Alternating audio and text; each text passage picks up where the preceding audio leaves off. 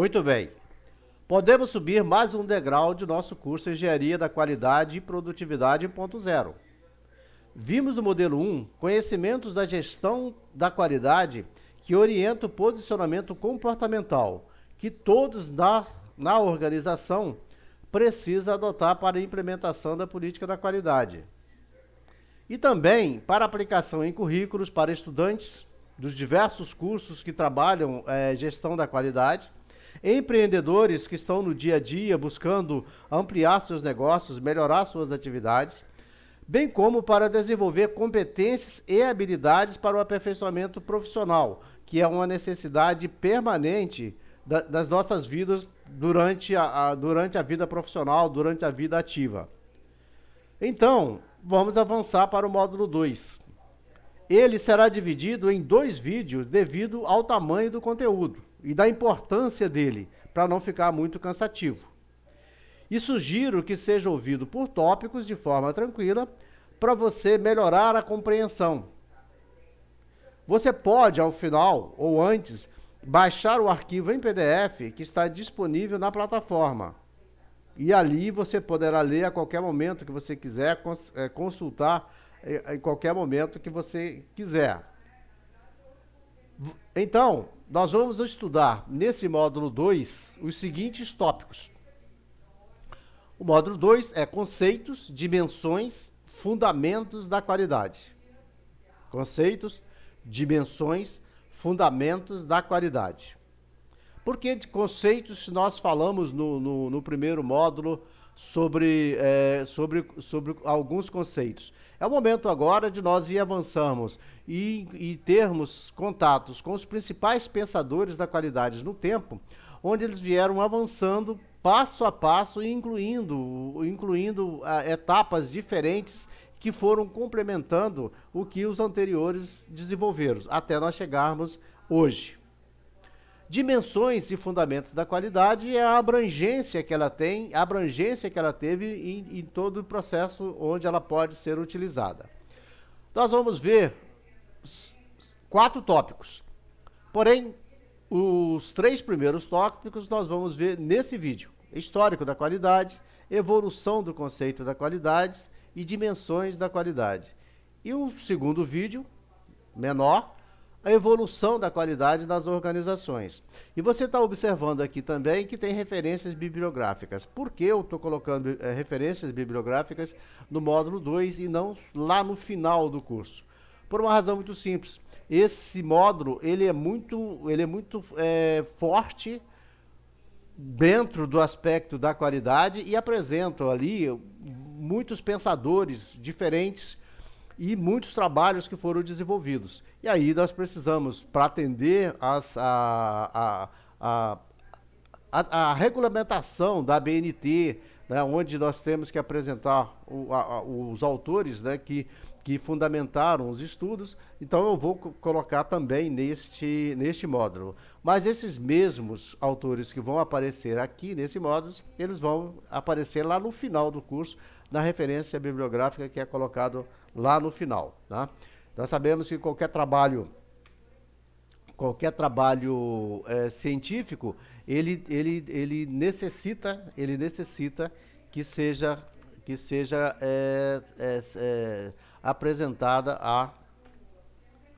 apresentadas a referência bibliográfica, né? E não podemos nos dar ao luxo, né? Não podemos nos dar ao luxo de correr riscos de ser depois incluídos como plágio ou coisa do tipo, não é isso? Então vamos nós. 2.1 Histórico da qualidade. Nós vamos ver no tempo, né, que a qualidade ela acompanha o histórico da humanidade. A evolução da humanidade veio também orientando processos que foram adotados, ou metodologias que foram adotadas para a implementação da qualidade. Né? Se nós imaginarmos a humanidade lá no início dos tempos, eles viviam a partir do que a natureza oferecia. E não tinham ali nenhum tipo de pensamento científico das atividades que eles faziam, era apenas sobrevivência. Depois a própria organização daquela sociedade, né? Para elas sobreviverem, elas tiveram que começar a se organizar em grupos, e a partir dali foram começando a pensar de como elas iam trabalhar, como elas iam sobreviver, mesmo utilizando dos recursos que a natureza lhes oferecia.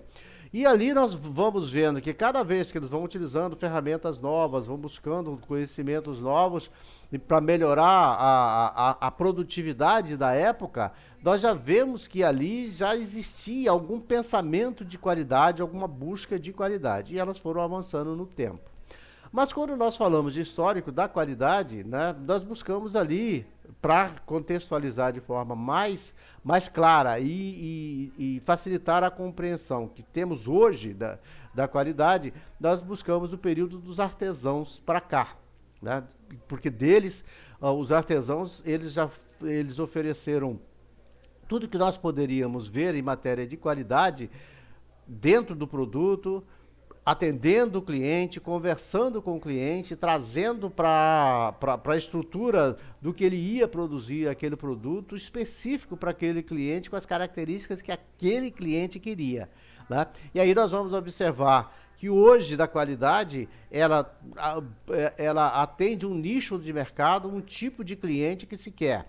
E quando nós vemos essa realidade de hoje, nós podemos nos voltar lá no passado e entender que os artesãos trabalhavam de forma individual, e hoje nós trabalhamos de forma para um grupo, para atender um grupo de pessoas, um grupo de clientes que quer aquele tipo de produto com aquelas características.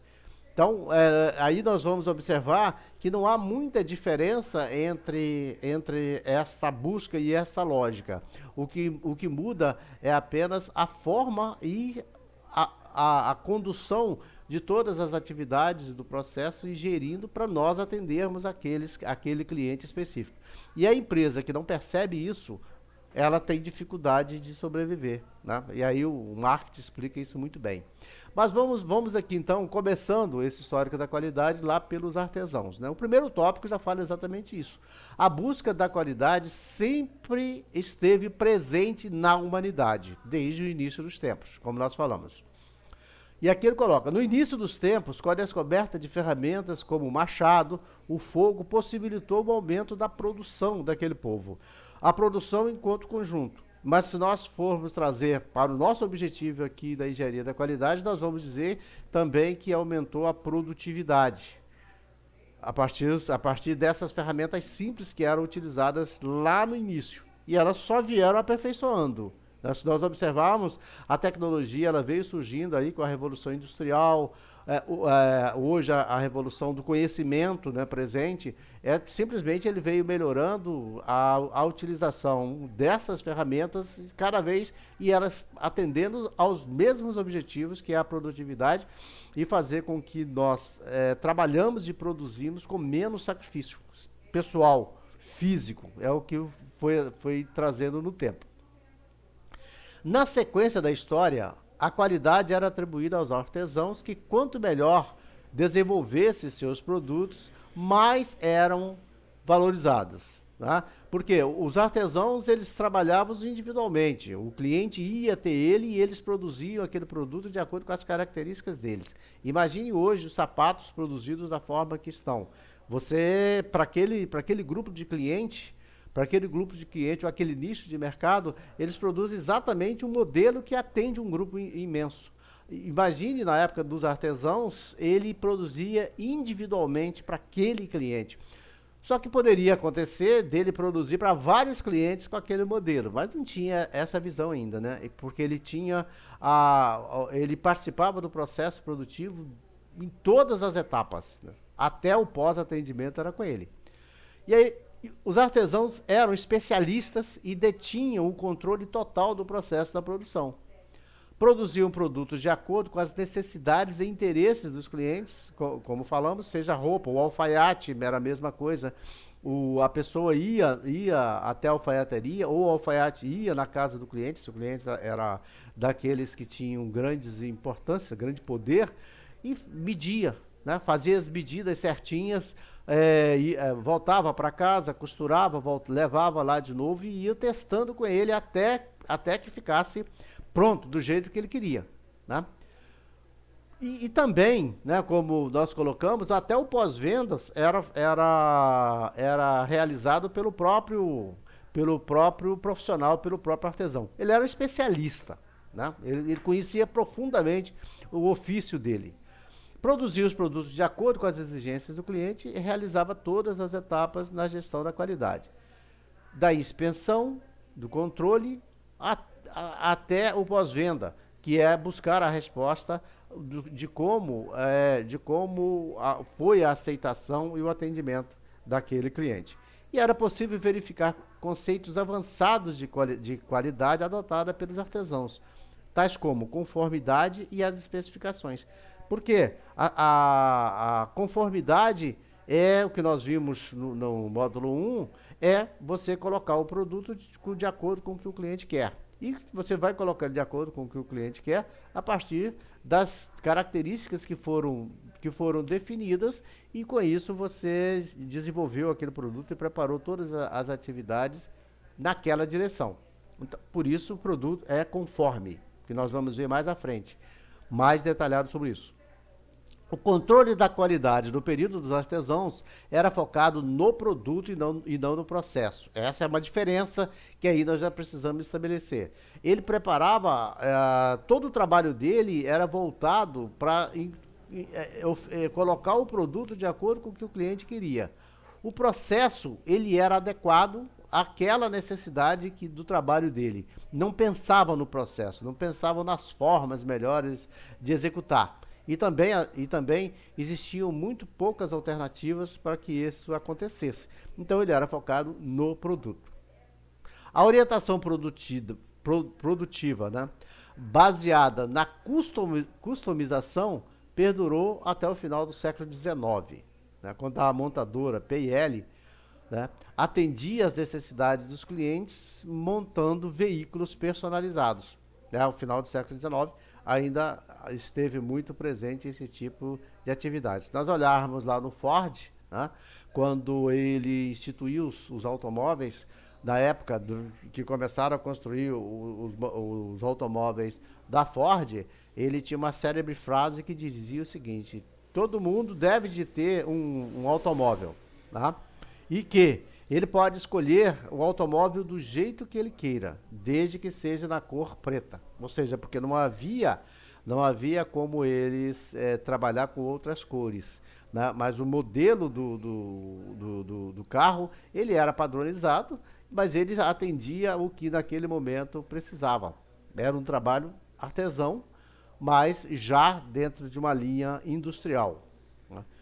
Depois nós vamos ver o período da Revolução Industrial, né, onde os artesãos eles deixaram de manter aquela atividade individual e passaram aí para as fábricas, né, e das fábricas aí foram mudando e até nós chegarmos onde nós chegamos hoje. Com a Revolução Industrial, a administração científica e a produção em série, a expansão da qualidade era realizada por supervisores de produção, né? A administração científica de Taylor e a produção em série de Ford. E a expansão da qualidade pelos pensadores, os estatísticos, né, da qualidade, que trouxeram as diversas ferramentas, as primeiras 7 ferramentas e depois as 7 novas ferramentas que ampliaram. Dessas 7 novas ferramentas também que nós vamos ver nos módulos seguintes. A produção customizada e personalizada dá lugar a uma nova ordem produtiva, mudando o foco para a padronização e a produção em larga escala, vender muitos produtos.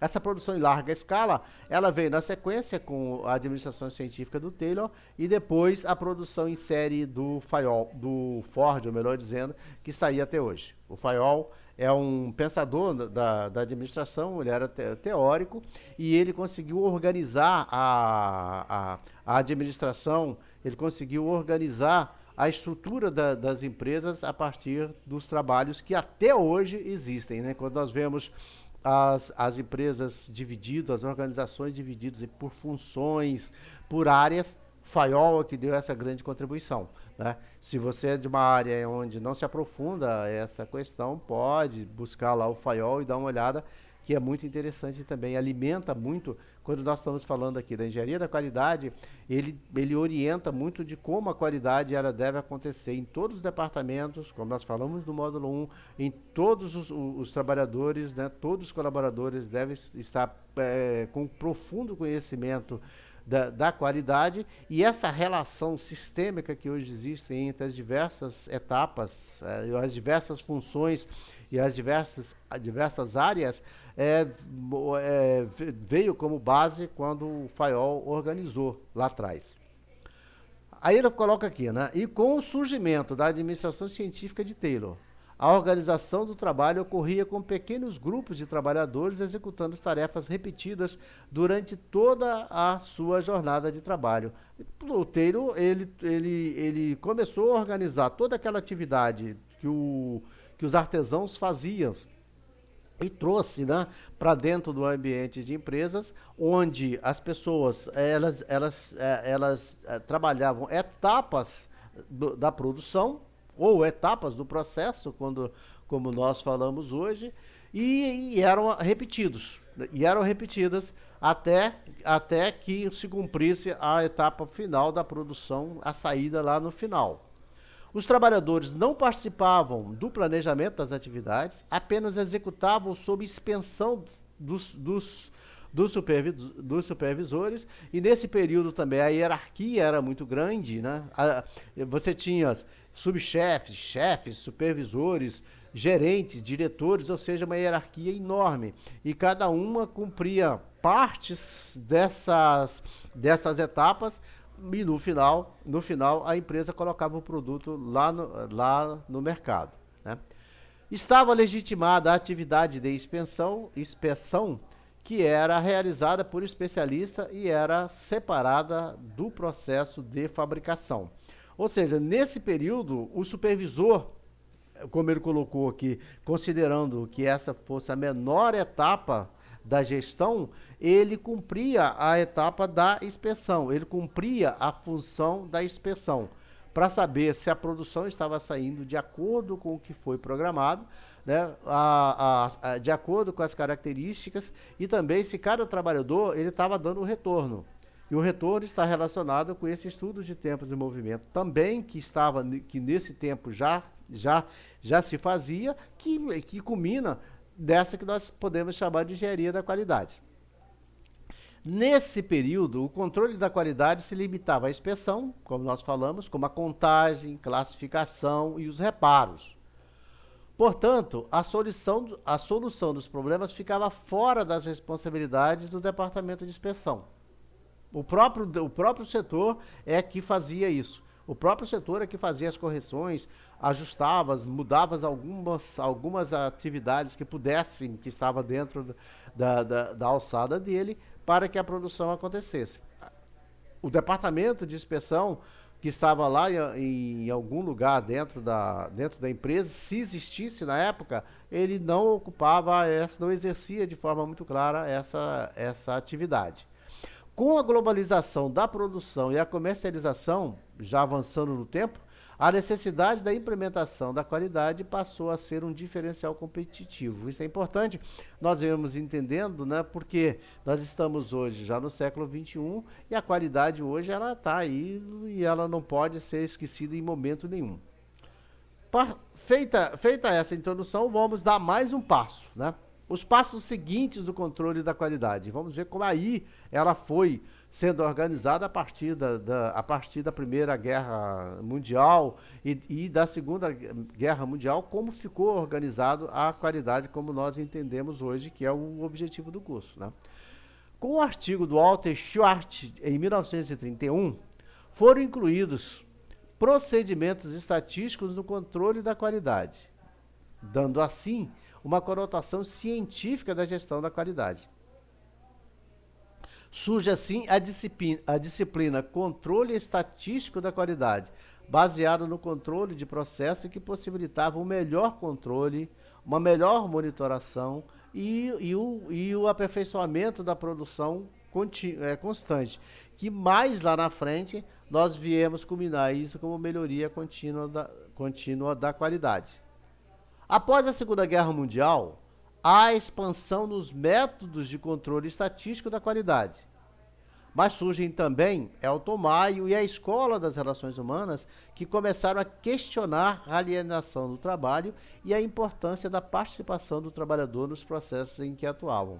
Vejam bem, o final da Primeira Guerra Mundial, 1930 em diante, quando houve o crash da Bolsa de Nova York e o mundo estava paralisado e precisavam de desenvolver novas metodologias para a recuperação da economia mundial, nós tivemos aí uma presença forte dessa escola clássica, né, com Taylor, Ford, avançando e observando que esse período foi marcado por um trabalho mecânico dos trabalhadores, e isso culminavam em problemas que poderiam acontecer mais à frente.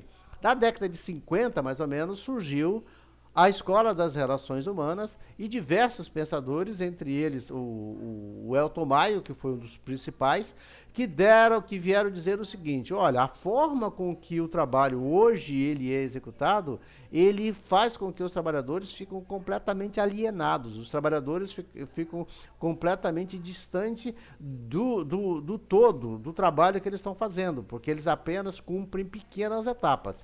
E nessa entrada da Escola das Relações Humanas, vieram também, a partir daí, pensadores que vieram desenvolvendo a qualidade, incluindo os colaboradores, incluindo os trabalhadores, em pensar a melhor maneira de executar aquelas atividades e manter aquela produção que se propõe, aquela produção que se esperava, tá? Então, nós vamos vendo como que sempre tem um contraste, um pensamento diferente daquele que está orientando a evolução da humanidade, a evolução da sociedade, né? Sempre tem um ponto contrário, um contraponto, para daí se chegar ao equilíbrio, né, que se tem. E mais para frente, hoje, né, hoje nós temos, por exemplo, em que o trabalhador, quanto mais ele conhece dos processos, quanto mais ele sabe onde ele está na atividade, melhor ele vai se trabalhar e mais ele se motiva e mais retorno ele dá para os seus negócios, para a empresa e para daí obter a lucratividade que se pretende, né? E atender o cliente, que é o ponto principal, que é o foco de qualquer gestão. E aí continuamos, né? A recuperação no pós-guerra, vivenciado nos anos 50, foi muito complicada, e em especial para o Japão, e sua recuperação foi baseada na produção e na criação de empregos. O Japão foi o que, nós vamos ver aqui mais para frente, foi o que mais levou e implementou as orientações e o que haviam de conceitos e estudos relacionados à qualidade. E por isso o Japão se transformou na potência nos anos 70, né, que preocupou todo o Ocidente, que estava enfrentando grandes dificuldades aí. A economia japonesa encontrou seu caminho de recuperação a partir dos programas de qualidades implantados e absorvidos por sua população e organizações empresariais e educacionais. O que é importante aqui nós observarmos, né? Absorvidos por sua população e organizações empresariais e educacionais. O Japão, ele se recuperou baseado na produção, ou seja, o aumento da produção, e o aumento da produção só vai acontecer com o aumento da produtividade e a criação de empregos, porque ele precisava de fazer com que o produto interno bruto crescesse e ali ele desse condições de todo mundo caminhar e de todo mundo crescer também junto com o país. E ali nós observamos, aqui nesse segundo tópico, quando ele fala que ele foi absorvido pela população. E aí nós vamos ver mais lá na frente, nas ferramentas da qualidade, nós vamos perceber que a qualidade virou a cultura. A cultura da qualidade foi implementada naquela população. Todas as pessoas absorveram que cada um precisava de contribuir com a sua participação, contribuir com o que se podia para que a produtividade aconteça, a produção aconteça, o país crescesse e aí houvesse espaço para todo mundo. Os 5 S's é a ferramenta que vai abordar bem isso, porque os 5 S's que nós vamos ver lá na frente, ele aborda a questão da educação. Ou seja, você não consegue implementar produtividade, qualidade, você não consegue melhorar uma população se ela não parte da educação. E nesse caso nós estamos falando da educação voltada para empreender. O empreender é onde cada trabalhador ele desce o seu máximo e o seu melhor para que a produção aconteça. E isso veio a entrar no sistema educacional, onde trabalhava-se no paralelo, né, educação e setor produtivo trabalhavam juntinhos para desenvolver e preparar pessoas cada vez mais com a mentalidade que nós abordamos no módulo 1, que é a gestão da qualidade. As diretrizes da qualidade, a política da qualidade, ela só pode ser implementada se houver uma absorção de todo o time que compõe a empresa. Então, nesse processo, aí também nós podemos colocar um outro termo que nós chamamos de universidade corporativa, onde todos estão aprendendo permanentemente e todos estão vivendo aquilo que é a diretriz, aquele que é o objetivo que a organização estabelece, através do seu alto escalão, como nós vimos no módulo 1. Tá? Então, a universidade corporativa, trazendo para a nossa discussão, o que faz a universidade senão ser um local de aprendizagem, construção de conhecimento permanente? A organização é exatamente isso. Ela é um local de aprendizagem e construção de conhecimento o tempo todo. E ali nós só podemos acontecer isso se implementarmos uma política e estabelecermos uma diretriz que trabalha isso, e aí nós podemos utilizar diversas metodologias que tem hoje disponíveis nesse processo de aprendizagem e de construção de conhecimento das organizações, né? E aí vamos continuando. Os grandes nomes que surgiram no cenário internacional tiveram seus modelos de administração e qualidades adotados pelas empresas japonesas, tais como o Deming, Juran, que vamos ver na sequência de nossos estudos, né? O papel importante que eles tiveram e outros, mas tem sempre aqueles que são os ícones, né? Na segunda metade da década de 50, Feigenbaum idealizou o sistema de qualidade total, que tinha por objetivo abordar a qualidade em todas as suas etapas e envolvidos. Abordar a qualidade em todas as suas etapas e com todos os seus envolvidos. No desenvolvimento do produto, no envolvimento dos trabalhadores, dos fornecedores e clientes, dos processos de melhoria da qualidade com a utilização e aperfeiçoamento das técnicas. Aqui também nós vemos um ponto aqui, ó, no desenvolvimento do produto. O projeto do produto, ele já tem que ser preparado todo sem margem de erro, para que, quando ele iniciar o processo de produção, ele não venha a trazer problemas. Mais lá na frente, mas num outro momento, não aqui, né, nós falamos na unidade 1, nós vamos colocar outras ferramentas, não aqui nesse curso do 1.0, depois talvez nós vamos colocar ou adicionar como bônus ou alguma coisa do tipo, outras ferramentas que são importantes nesse desenvolvimento do projeto. Um deles é o FEMEA, o Seis Sigma, que são metodologias hoje mais atualizadas, que foram desenvolvidos mais próximos da gente, dentro desse processo da evolução da qualidade, como nós falamos, que a qualidade e a humanidade, elas caminham juntos em termos de evolução. Então, essas ferramentas, elas trabalham essa questão aqui do desenvolvimento do projeto, para que o projeto ele venha sem erro e, a partir daí, quando você coloca ele em ação, atenda a essa conformidade que se espera. Então, o Feynman, ele traz exatamente essa estrutura completa do sistema de controle da qualidade, que como funciona, como sistema, ele tem que funcionar no seu conjunto e sempre se comunicando. E aqui eu coloco, né? Mais à frente vamos estudar o sistema FEMEA, né? Que é um sistema de análise de modos, de falhas e efeitos, que é um método utilizado para prevenir falhas e analisar os riscos em projeto, processo e um produto para eliminar falhas. O FEMEA, ele trabalha nos dois pontos, né? No projeto, no processo e também no produto, né? E o objetivo dele é eliminar riscos. E tem outras ferramentas também que nós vamos utilizar mais lá na frente, que são também mais específicas. Continuando aqui, com a adoção do controle da qualidade total e posteriormente o gerenciamento da qualidade total, as empresas japonesas se tornaram referência mundial na década de 70. O sucesso das organizações japonesas serviram de alerta para as empresas do Ocidente que passaram a adotar a gestão da qualidade em suas unidades. Nós costumamos sempre falar sobre a disciplina do povo oriental, né? E nesse específico aqui nós estamos falando do povo japonês.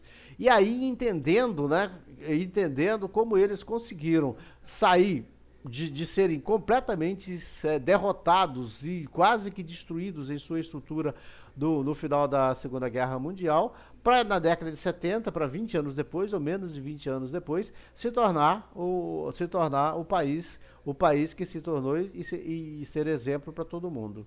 Essa questão da disciplina japonesa, da cultura japonesa, ela trouxe para o Ocidente a preocupação, né, e a compreensão de que precisava de ser adotado também no ambiente das organizações e da população aqui do Ocidente, para elas conseguirem avançar e recuperar o tempo perdido. Tá? E aqui continua. Com base no modelo de gestão da qualidade, em 1987 surgiu a ISO, tá? Que criou normas de caráter voluntário com o objetivo de fundamentar um sistema de garantia da qualidade. E teve sua difusão muito rápida através da ISO 9000 e se tornou referência em padronização e garantia da qualidade no mundo corporativo. ISO 9000, praticamente ela trouxe os parâmetros necessários para uma certificação. Depois surgiram outras ISOs, como nós sabemos, as de 14.000, 22.000, 50.000 e outras ISOs aí que atende cada um a uma necessidade, né? Também nós vamos ver mais para frente sobre a questão das ISOs. Com a globalização da produção e a comercialização, a necessidade da implementação da qualidade passou a ser diferencial competitivo. E a sobrevivência das empresas hoje, elas estão intimamente ligadas a esse diferencial que ela coloca. Por que isso é importante nós entendermos? A competitividade fez com que os produtos fossem muito iguais em todos os lugares, todo mundo produzindo produtos muito iguais. E ao mesmo tempo oferecendo quais que as mesmas condições. Então, o que passou a fazer com que um produto seja superior ao outro são aqueles valores adicionais colocados neles. E a gestão da qualidade, ela veio trazer exatamente isso aí, mostrar que cada um, para que consiga sobreviver nesse mercado competitivo, ele tem que oferecer algum valor adicional, né? E aí, nós vamos continuar. E esse valor adicional, ele pode ser de serviço, né? Ele pode ser serviço, de atendimento. Não somente o preço, porque o preço não é o único valor ou variável que o cliente utiliza para tomadas de decisão. Uma série de outros valores que são importantes. O tempo, né? A conformidade que nós vimos, ou seja, se aquele produto atende exatamente aquilo que ele prometeu, se os serviços atendem exatamente aquilo que ele prometeu. Então vamos continuando aqui. Agora você pode estar se perguntando por que engenharia e não gestão da qualidade, né? Nós já abordamos isso em algum momento para trás, mas vamos reforçar. Engenharia da qualidade mais aplicado às operações industriais e trata da escolha das métricas que serão utilizadas, tais como o controle estatístico do processo, método Taguchi, indicadores de performance para atender aos objetivos do produto final, mas mais necessariamente trabalhar os processos para que esse produto saia do jeito que foi caracterizado, né? Então, quando nós abordamos o termo de engenharia, para nós dizermos o seguinte, olha, para nós fazermos uma boa gestão da qualidade, nós temos que utilizar as métricas adequadas para aquela realidade. Hoje, dificilmente alguém vai pegar uma calculadora para utilizar com qualquer método estatístico. Hoje tem sistemas prontos para dar essas respostas, né? O método Taguchi, por exemplo, é um método extremamente importante e forte, e ele permite com que você quase que elimine a possibilidade de erros. O Seis Sigmas é um outro método onde você utiliza, como o próprio nome disse, né? Seis Sigmas são 6 desvios padrões que você utiliza naquele processo ou daquele processo de produção, para daí, ou naquela coleta de informações que você teve, de dados, para daí você praticamente eliminar a possibilidade de erro. Então, a engenharia, quando nós falamos de engenharia da qualidade, é para dizer o seguinte, que aí, quanto mais nós utilizarmos essas métricas, utilizarmos essas ferramentas, mais possibilidade nós temos de colocar esses produtos com as características que o cliente espera. Quando nós estamos falando do cliente, aquele nicho de mercado que nós atendemos, né? E a gestão da qualidade, onde ela entra? Refere-se ao conjunto de atividades correlacionadas e necessárias, tais como supervisionar as tarefas, atividades e processos, que são as entradas, para assegurar que um produto ou serviço, que é a saída de todas aquelas etapas, tenha a qualidade desejada, tenha a qualidade que foi estabelecida e entendida como sendo aquela que vai satisfazer aquele nicho de mercado ou aqueles clientes onde nós estamos sujeitos, né, a atender. Então, só para amarrar bem essa diferença aí. Quando nós falamos de engenharia da qualidade, nós estamos falando dos métodos, da metodologia, das ferramentas, das métricas que você estabelece, dos indicadores de performance que você estabelece de qualidade, né? Tanto numérico quanto qualitativo, tanto quantitativo quanto qualitativo, que você pode estabelecer a qualidade qualitativa quando você não tem como você utilizar métodos quantitativos. E métodos quantitativos quando for possível. Mas todas elas, o objetivo é a conformidade e colocar o produto do jeito que o cliente quer. E dentro desse módulo, nós trabalhamos aqui o item 2.2, que é a evolução do conceito da qualidade. Quando nós falamos dos diversos momentos, eles foram aplicados um conceito e em diversos momentos eles atenderam perfeitamente os objetivos que se esperavam. E eles foram evoluindo. No mesmo momento que tinha um pensador adotando uma técnica, tinha um outro pensador, talvez contemporâneo, que estava apresentando uma outra forma, um outro entendimento em relação à qualidade, né? E quando junta-se essas métricas, quando juntam-se esses métodos, melhor falando, né, esses métodos adotados, nós vamos encontrando e vamos vendo qual que é o melhor e qual que vai ser adotado. E eles vão se somando, não existe um melhor do que o outro, existe um que é ótimo para aquele momento onde está sendo aplicado. É isso que nós temos que tomar muito cuidado. Não existe, não podemos olhar para trás hoje e dizer, pô, mas esse método é ultrapassado. Não é ultrapassado. Ele foi super importante naquele momento e foi ele que deu toda a orientação para que nós chegássemos onde nós chegamos. E hoje eles podem ser adotados com as tecnologias que temos, com as facilidades que temos hoje. Não existe método ultrapassado ou método moderno. Existe sim aquele método que é adequado àquela realidade que nós vivemos naquele momento. Beleza? Então vamos aqui. Vamos falar sobre essa evolução do conceito. Existem vários conceitos de qualidade de acordo com a visão do pensador, mas no momento vamos adotar o de Crosby, que aconteceu em 1979, já bem próximo, exatamente naquele período onde ele fala que o Japão, né, ele dominava o mundo com o que ele construiu da sua estrutura de país, da sua estrutura de empresa, da sua estrutura de sociedade. O que dizia o Crosby?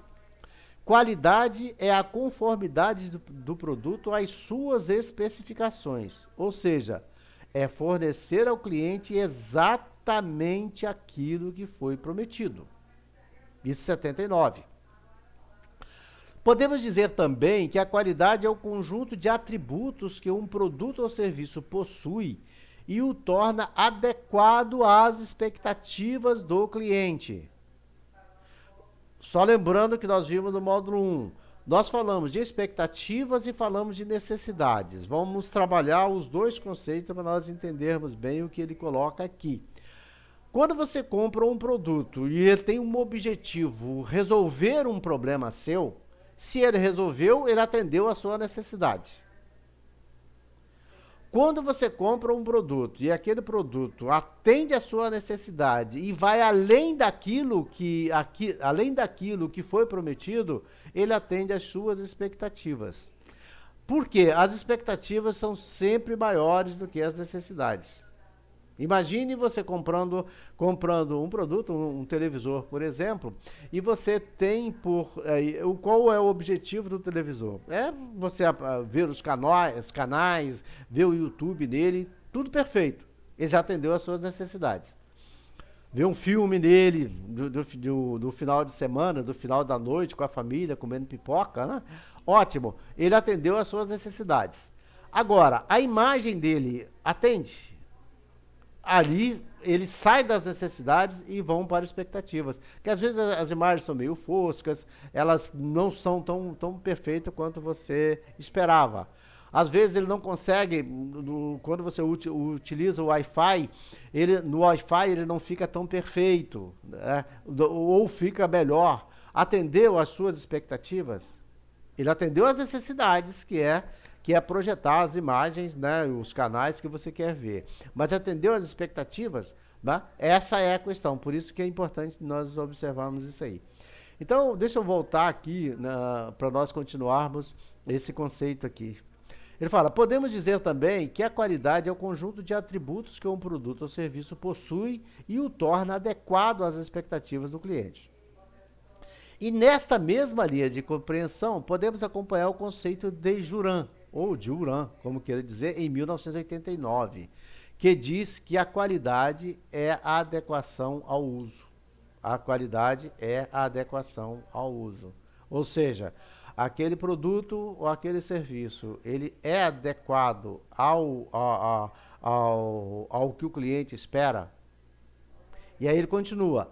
Esta adequação ao uso está relacionada com a forma como os clientes ou os consumidores esperam ficar satisfeitos com a aquisição daquele produto ou serviço.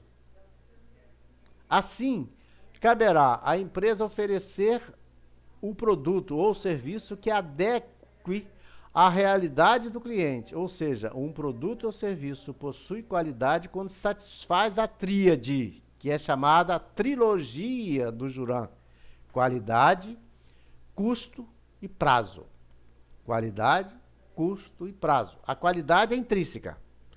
O custo está relacionado com toda aquela aquisição que o cliente vai precisar, e também vamos incluir aqui nesse custo o atendimento, vamos incluir nesse custo o tempo que ele leva para que esse produto chegue até ele, o desgaste, né, que ele tem até esse produto chegar e fazer acontecer, e o prazo, vamos colocar aí o prazo de validade, né? A durabilidade, a vida útil desse produto e também da qualidade, porque às vezes ele dura 10 anos, mais de 9 anos em diante, ele começa a ter, de 5 anos em diante, por exemplo, ele começa a ter problema.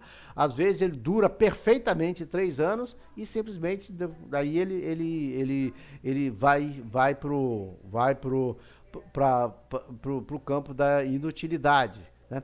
Então, qualidade, custo e prazo é a chamada tríade do Juran, ou também chamado da trilogia do Juran. E como fazer a gestão da qualidade? Realizando o controle da qualidade, que é o processo de verificação da conformidade de um produto ou serviço em relação ao desejado, permitindo a tomada de ações corretivas.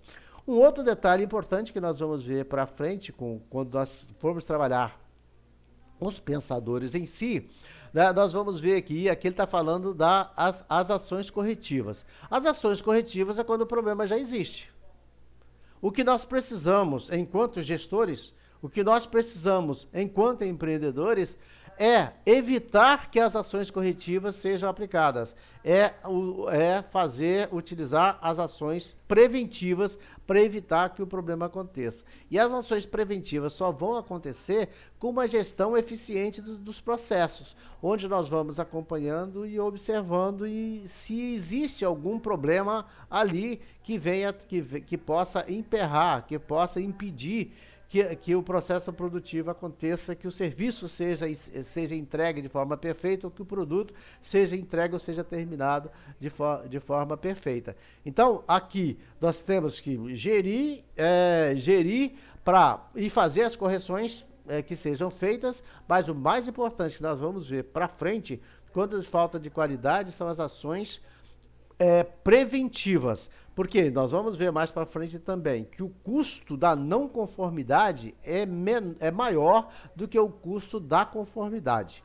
Quando nós entregamos um produto ou serviço pronto, na primeira vez, correto na primeira vez, esse custo ele é muito menor do que se nós entregarmos um produto ou serviço que tem algum problema e que ele precisa de ser corrigido.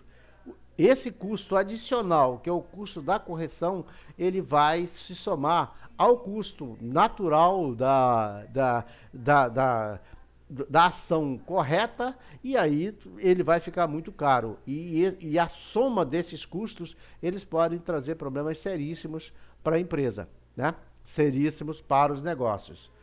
Perda de clientes, falta de liquidez, e outros mais. Tá?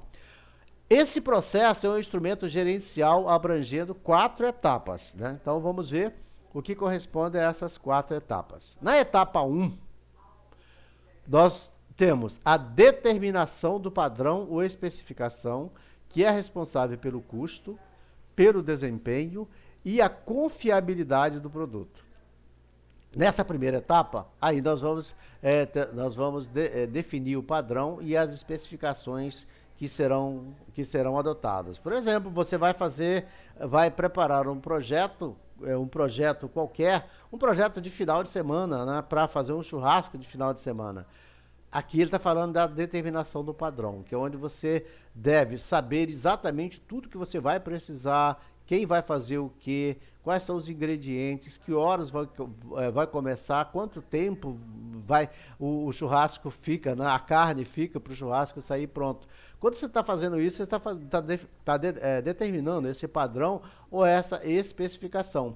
E é a partir dali que você vai você vai saber o desempenho no final, se foi satisfatório ou não, e a confiabilidade, ou seja, as pessoas vão ficarem satisfeitas ou não vão ficar satisfeitas, né, para o próximo, caso ele tenha. Então, nessa etapa 1, é determinação do padrão ou da especificação e das características do produto ou serviço. Na etapa 2, é o momento de fazer a avaliação da conformidade do produto ou serviço em relação ao padrão, para saber se tudo que como foi pensado, idealizado, se tudo está acontecendo da maneira, e dali, se tiver que fazer algum ajustes, porque nenhum projeto que você faça, ele termina do jeito que ele começou. Todo projeto passa por ajustes no meio do caminho. O Rebouças, ele aborda muito bem isso quando ele fala no planejamento estratégico. Todo planejamento que você faz, né, que você formaliza, ele vai ter ajustes pelo meio do caminho, mas os ajustes dele tem que ser o menor possível. Né? Porque se você fizer ajuste muito grande, significa que houve falha lá no projeto. Aí tem as ferramentas que vão evitar essas falhas do projeto. Então, a avaliação da conformidade do produto em relação ao padrão é a etapa 2. A etapa 3 é a adoção de medidas corretivas para as não conformidades e suas causas. E a etapa 4 é a melhoria dos padrões e especificações. E quando eu estou falando aqui da melhoria dos padrões e especificações, ele já está abrindo o caminho para o que nós chamamos lá na frente de melhoria contínua, que é a aprendizagem permanente. Ou seja, a empresa precisa conhecer de forma clara quais são os resultados que ela pretende com a sua gestão da qualidade. Entender da gestão da qualidade, o controle, o acompanhamento dos processos, a melhoria permanente, o treinamento dos funcionários, a verificação dos insumos, da matéria-prima que está sendo utilizada, da tecnologia que está sendo utilizada. E considerando que seu objetivo é atender às necessidades e expectativas do cliente, então conclui que ela deverá perseguir a qualidade total em todas as etapas do processo. Como eu mencionei Fayol lá atrás, que ele criou a estrutura das organizações como conhecemos hoje, como departamentalizada, por funções. Todas essas áreas elas precisam de estar se comunicando e buscando o mesmo objetivo. No 2.3, vamos dar mais um passo à frente e vamos falar sobre as dimensões da qualidade. Né? E quem trouxe para nós foi Garvin, né? David Garvin. Onde ele diz o seguinte: o controle de qualidade ou da qualidade tem por objetivo conquistar a preferência do cliente. O controle da qualidade, ele tem por objetivo apresentar um diferencial em relação ao que os concorrentes apresentam. E propõe 8 dimensões ou categorias, que é a mesma coisa, cada autor chama de uma forma, ou chama de dimensões ou categorias, de controle que podem servir como análise estratégica do controle da qualidade. Olha um outro ponto importantíssimo aqui, um outro conceito importante aqui. Análise estratégica. Nós não chegamos lá em lugar nenhum se nós não tivermos estratégias para chegar lá. E essas estratégias, elas têm que ser muito claras. Essas estratégias, elas têm que ser muito bem definidas. Essas estratégias, elas têm que ser muito bem elaboradas, com responsabilidades, com distribuição de funções, com atribuições bem definidas, momentos onde elas têm que ser definidas, e somente a partir daí, nós cumprindo cada uma dessas estratégias e metas que foram definidas, é que o controle da qualidade total pode acontecer. Quando ele chama aqui de controle da qualidade total, ele está dizendo que a qualidade deixa de ser aquela acontecida em momentos e em partes dos primeiros pensadores para ser a qualidade total. A qualidade total só vai acontecer quando ela está envolvida por todos e em todas as etapas do processo. E aí nós precisamos de desenvolver estratégias, desenvolver metas para alcançar. E nós falamos no módulo 1 sobre quando nós falamos de metas. Existe um conceito de metas chamado o seguinte, que as metas para serem eficientes, ela tem que ser SMART. SMART, S-M-A-R-T. O que significa metas SMARTs? Ela tem que ser específica. Ou seja, ela tem que ter cara, ela tem que ter local, ela tem que ter princípios, ela tem que ter objetivos claros. As metas têm que ser mensuráveis. O que significa isso? Você só vence etapas se estiverem claras as metas da forma com que elas foram descritas e definidas, né? E elas têm que ser mensuráveis, ou seja, ou de forma quantitativa ou de forma qualitativa. Ou de forma quantitativa, e aí você vai trabalhar com um nível de produção e um padrão de produção, ou em nível qualitativo, onde ali você vai atender o que o cliente espera, o que o mercado espera. As metas têm que ser avaliáveis, ou seja, elas têm que ter parâmetros onde você avalia a qualidade e onde você avalia o nível de satisfação, o nível de conformidade que se espera. As metas têm que ser temporais, ou seja, elas têm que estar dentro de um tempo, dentro de um intervalo de tempo, onde elas estão sendo analisadas e elas estão sendo aplicadas. E as metas têm que ser temporais, né? Já terminamos. Então, e elas têm que ser relevantes, que eu pulei, que é o R. Relevantes. Porque as metas, quando elas não são relevantes, as pessoas simplesmente não cumprem. As pessoas simplesmente elas vão achar que aquilo ali não é importante. Relevância, importante ou importante é a mesma coisa. Então você só faz aquilo que é importante. Aquilo que não é importante você simplesmente deixa para lá. Então todas as metas elas têm que ser smart. Na estratégia, né? Da estratégia competitiva, que é outro termo importante que nós temos que falar de gestão, elas têm que traduzir em metas smarts, metas que possam ser alcançadas. E aqui ele continua. Vamos ver que as dimensões referentes ao produtos, mas elas também podem se estender aos serviços no processo de gestão, né? As dimensões elas podem atender os produtos, mas elas também podem ser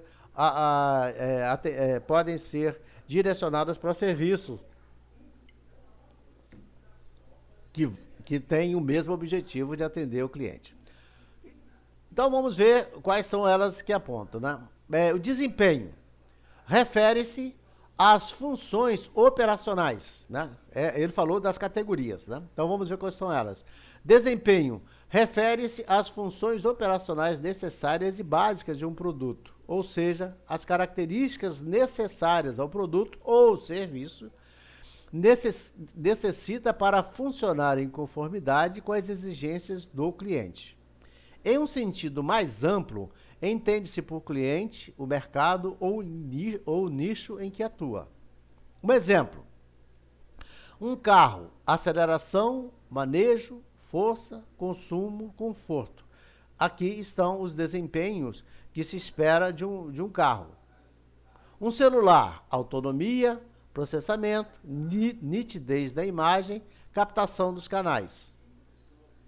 Então, no desempenho, nós temos que fazer com que aquele produto atenda à conformidade, atenda àquilo que nós esperamos dele colocar para o cliente e o que o cliente espera dele, ou o mercado, o nicho onde se atua.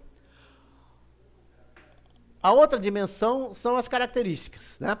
São as funções complementares ao funcionamento básico do produto e tem por objetivo oferecer valor adicional ao produto. Um carro, por exemplo, um insufilme, desembaçador, vidro automático, direção automática, ar quente, etc. São aquelas características que você coloca adicionais, né, adicionais ao produto, ao carro, por exemplo, que o desempenho já resolveria.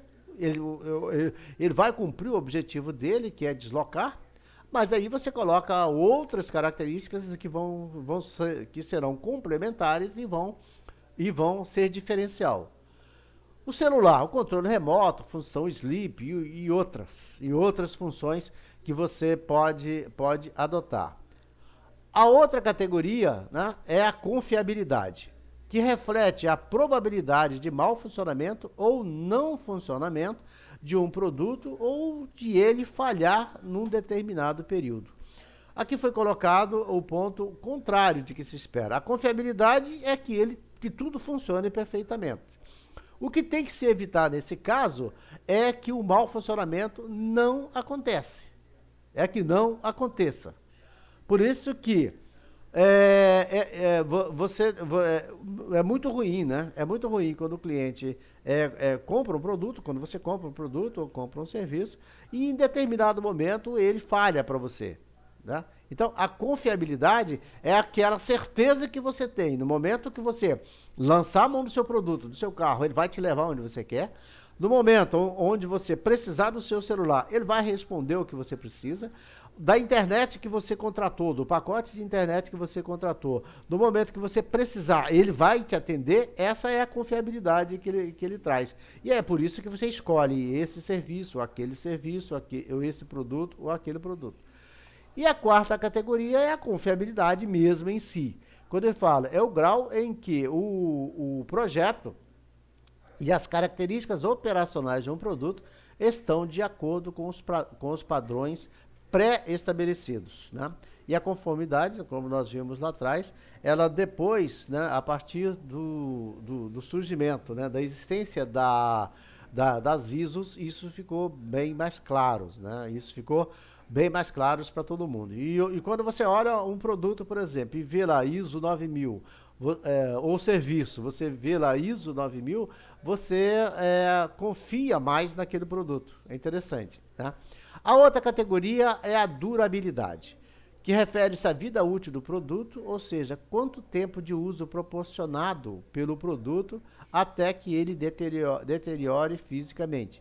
Ou serviço, qual a durabilidade do serviço sem que ele apresente falhas. Né? Um exemplo, a lâmpada, horas de uso até sua queima. Antigamente você comprava uma lâmpada e ela durava 10 anos, mas a indústria produzia-se muito pouco. Hoje você compra uma lâmpada, ela te atende, mas a durabilidade dela é muito menor. Mas quando você vai comprar uma marca ou outra, você observa qual é a durabilidade dela, né? Das marcas, e aí você escolhe por essa ou por aquela. Atendimento é uma outra dimensão ou categoria. Pode ser visto de duas formas. De forma objetiva, que é a qualidade do atendimento, a empatia, cortesia, resposta à demanda, disponibilidade. Isso aqui hoje é fundamental. Né? Isso aqui hoje é fundamental. Porque o cliente hoje ele ganhou muito poder. O cliente hoje ele consegue determinar e definir determinadas regras que a empresa às vezes tem que se adequar. Então a qualidade do atendimento hoje ela é fundamental. E a outra, o atendimento à subjetiva, né? Que é da forma subjetiva, que é a satisfação do cliente de acordo com as suas expectativas. Porque as expectativas sempre do cliente é maior do que aquilo que você enquanto empreendedor, enquanto empresa, consegue oferecer. Tá? Então ela é subjetiva. E aí, o que normalmente acontece? Você vai estudando, né? Você vai estudando o que os clientes querem, além daquilo que você pode oferecer, e automaticamente você vai adequando, vai ajustando. Né? E isso é importante. Daí a importância do relacionamento que você tem, que esse atendimento aqui é objetivo. A empatia, cortesia, resposta, demanda, disponibilidade. E ali é importante você sempre manter o relacionamento. O marketing digital, ele está aí para te dar essa condição, para fazer com que você vende um produto mas você mantém o contato com o cliente de alguma forma, e aí você obtém dele o feedback, e aí você vai introduzindo nos seus processos e melhorando cada vez mais o seu trabalho. Estética. Refere-se ao visual do produto ou serviço, à aparência do produto ou serviço, como o cliente se sente com o uso do produto ou serviço. Seu som, sabor, odor. A estética está relacionada à apresentação, né? E o grau de satisfação que o cliente tem quando ele utiliza aquele produto ou aquele serviço. O visual, né? A apresentação, né? A apresentação, por exemplo, uma boa política de marketing ela está muito relacionado com como que o cliente enxerga, ou seja, o visual ele tem uma importância muito grande. Qualidade percebida, qualidade que o cliente percebe no produto ou serviço. A qualidade é ligada à marca do produto, que é resultado de sua imagem, da propaganda, da identificação, ou seja, aquilo que o cliente percebe, né? A imagem é o outro indicador importante que a empresa tem que trabalhar o tempo todo e não pode esquecer nunca. Porque a conquista da imagem faz com que o cliente compre, às vezes, simplesmente pela marca. Ele acredita que aquela marca ela é melhor do que a outra e acaba escolhendo aquele produto ou aquele serviço pela marca. E essa construção é no tempo. Ainda, de acordo com Garvin, né, pode-se classificar a qualidade em 5 abordagens diferentes. Em outras 5 abordagens diferentes. Abordagem transcendental.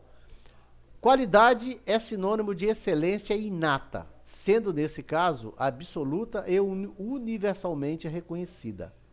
A dificuldade nessa abordagem é a pouca orientação prática e aplicável, né? Quando ele coloca nessa abordagem transcendental. Depois tem a abordagem baseada no produto. Abordagem baseada no produto. Ele diz o seguinte: a qualidade é uma variável precisa e mensurável, nós falamos atrás, oriunda dos atributos do produto. Assim, a melhor qualidade só é possível com maior custo. Dificuldade: nem sempre existe uma correspondência nítida entre os atributos do produto e a qualidade. Quando ele está falando custo aqui, naquele momento tudo era muito alto, né? Quando você ia investir num setor produtivo, numa unidade de negócio, era uma dificuldade muito grande porque os custos eram muito altos. Para aquele momento entendia-se perfeitamente, né? Mas hoje com o avanço da tecnologia, os custos hoje diminuíram bastante também quando você vai implementar. Mas abordagem baseada no produto, onde você vai investir tudo para que o produto seja o melhor possível e também aplique-se a serviço. Aí ele ainda coloca, né? Qualidade é aquilo que o consumidor quer.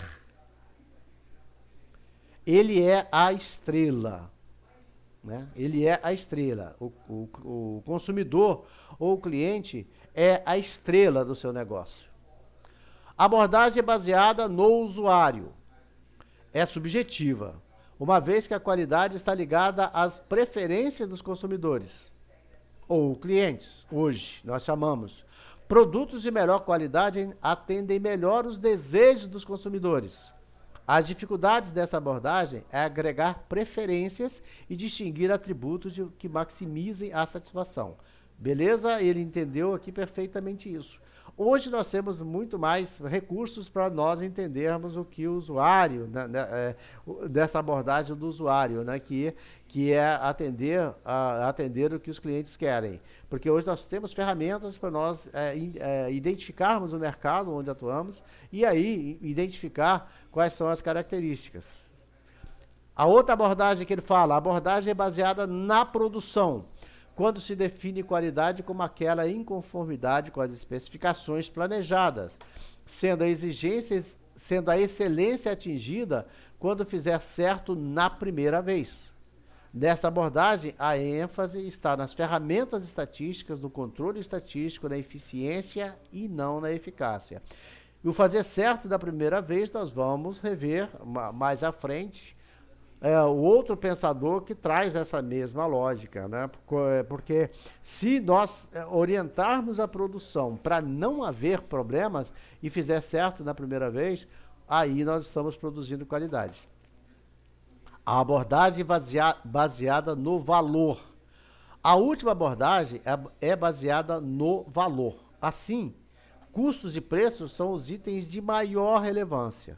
O consumidor, nesse caso, deseja excelência do produto atrelado ao valor no mesmo. Esta abordagem dá ênfase à engenharia barra análise de valor. Valor vai muito além dos preços.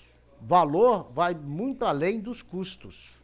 Valor é aquilo que agrega vantagem, agrega satisfação para o consumidor ou cliente quando ele escolhe aquele produto ou aquele serviço.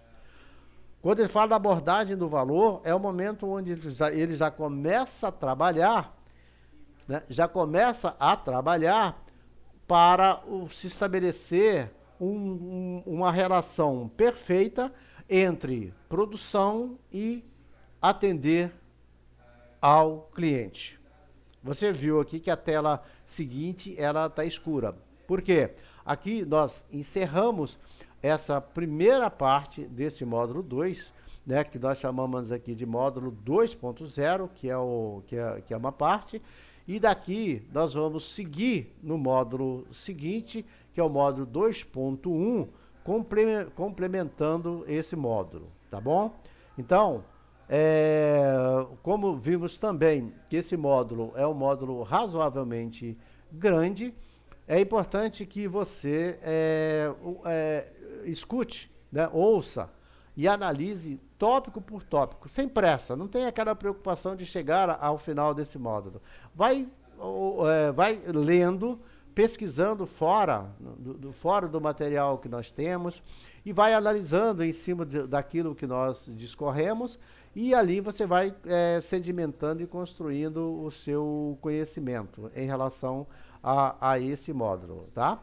E aí você pode lá no final também baixar em PDF que fica disponível, e aí também você pode ler com tranquilidade e aí entendendo como que você pode utilizar isso aí, tanto para você estudante, quanto para você gestor, quanto para você empreendedor ou profissional que queira acrescentar aos seus conhecimentos profissionais esses temas, tá bom? Vamos continuar no próximo módulo. Até lá, eu aguardo você lá.